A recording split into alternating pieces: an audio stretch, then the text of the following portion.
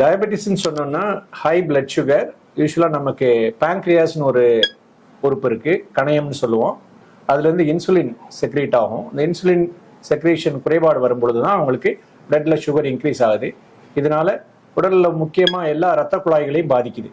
குறிப்பா கண்கள், சிறுநீரகம், அப்புறம் நம்ம கால் நரம்புகள், இருதயம், மூளையெல்லாம் பாதிக்குது. ஆனால் உடம்புல போகக்கூடிய அனைத்து உறுப்புகளையுமே இது பாதிக்கக்கூடிய நோய். இது யாருக்கெல்லாம் வரலாம்? குடும்பத்திலே சர்க்கரை நோய் இருப்பவர்களுக்கு ஒரு பரம்பரையா ஜெனட்டிக்கா வரக்கூடிய வாய்ப்பு இருக்கு. அப்பா அம்மாவுக்கோ தாத்தா பாட்டிக்கோ சுகர் இருந்தா அவங்களுக்கு வர்றதுக்கு வாய்ப்பு இருக்கு. ரெண்டாவது வந்து உடல் எடை அதிகமா இருக்கவங்க, உடல் பருமனா இருக்கிறது. மூணாவது வந்து எந்த உடல் உழைப்பு இல்லாதவர்கள், செடன்டரி லைஃப் ஸ்டைல் சொல்றோம் இல்லையா, இன்னைக்கு உட்கார்ந்த இடத்துல இருந்தே செல்போன் மூலமா எல்லா வேலையும் முடிச்சிடறோம், நம்ம யாரும் நடக்கிறது இல்லை. ஸோ அந்த நடையோ வேற எந்த உடல் உழைப்போ இல்லாதவர்கள்.